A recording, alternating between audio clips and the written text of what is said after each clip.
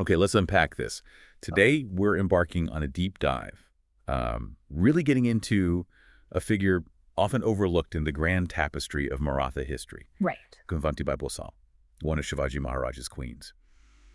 And what we found so intriguing looking through the sources is that despite her sort of quiet presence in the records, well, her marriage seems to have held surprising strategic importance. It's fascinating, isn't it? This particular deep dive really lets us explore how alliances were forged, not just on the battlefield or through big political moves. Yeah. Her story kind of reveals that even figures who might seem, well, minor in the big historical picture can be absolutely crucial to a leader's whole strategy, creating these silent connections that quietly helped shape things. That's a really crucial point. Yeah. So what's maybe the most surprising detail about Gunvantibai's background that came out of the research? Well, what's truly interesting is that while she was definitely one of Shivaji Maharaj's patranis, his queens, the exact name of her father is just not clearly recorded in the main historical texts we have. Really? Huh. So what are the theories then? Where might she have come from? Research suggests a couple of possibilities. Maybe she came from a regional jagirdar family, a land-holding noble family, perhaps in Gujarat. Okay. Gujarat. Or maybe a wealthy, influential family from coastal Maharashtra or the Konkan region. It's even possible her family were prominent traders or perhaps sardars, chieftains. And when did she marry Shivaji Maharaj? What's the timing on this? Looks like the mid-to-late 1650s, right in that formative period. So if her father's name isn't explicitly known, how do the sources interpret the strategic angle of this marriage? What evidence really pushes that idea of representation over just, say, linking up with a famous dynasty? That's a great question. And actually, the very ambiguity around her origins, that kind of underscores the strategic thinking. How do you mean? Well, whether her family was a noble Gujarati house or a powerful coastal Maratha group, the union points to an alliance made for very specific reasons, beyond just a well-known family name. Ah, I see. It suggests it wasn't about a big pre-established connection, but more about what that particular family represented for Shivaji's growing power at that specific time. That makes a lot of sense.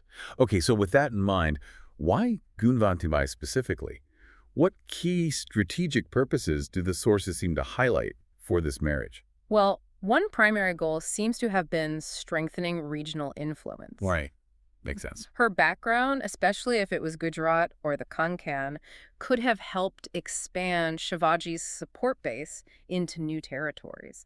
Not just militarily, but subtly extending Maratha influence into these really crucial border regions. Digging into that a bit. Yeah. Was there an economic piece to it? Like if she came from merchants or a powerful coastal family, how might that have helped? Oh, absolutely. If her family was tied into trade or had influence along the coast, this alliance would have been, well, pretty instrumental. On my way. It could have directly helped with developing naval capabilities, maybe securing port trade. Both were vital for the emerging Maratha power. So it really looks like it could be about economic leverage as much as political, especially with Shivaji's focus shifting towards maritime strength. Now, it's easy to think all his marriages were just for these external alliances. But the sources seem to paint a slightly different picture for Gunvantibai internally. The research suggests this marriage, like his others perhaps, also helped foster internal Maratha unity. But what's really notable is that Gunvantibai wasn't politically active, was she? Not like some of the other queens. No recorded role in succession or anything. Indeed. It's almost like her strategic absence from politics was key. Interesting. She contributed to the stability of the royal household mainly just through her presence, living mostly at the court in Raigad. The sources mention she was respected for her quiet loyalty and devotion. And children.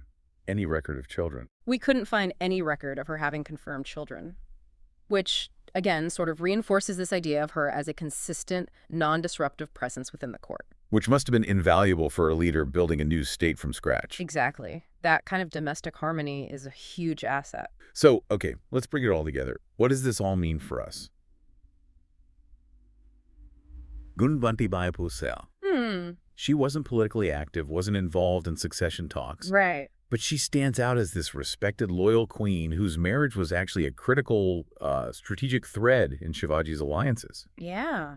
Her interesting, maybe slightly unknown origins, Gujarati noble, wealthy coastal Maratha family, and that mid to late 1650s marriage. Yeah. Really highlights how her union served multiple purposes. Absolutely. Strengthening regional influence maybe into Gujarat or the Konkan. Potentially fostering trade and economic ties, especially if her family had that mercantile background, helping with the navy, the ports. And ensuring internal Maratha unity, plus providing that really important non-political domestic harmony in the royal household. A quiet presence, but a significant one. Definitely. And, this raises a bigger question, maybe something for you, the listener, to think about. Go on. How many other historical figures, the ones who seem to be just in the background, might have played these equally vital yet unrecorded roles, shaping events through silent alliances or just by providing that crucial, quiet domestic stability? It makes you want to look deeper than the main narrative sometimes. Exactly. It reminds us to look for those hidden currents, beneath the visible stories. That's often where profound influence can lie.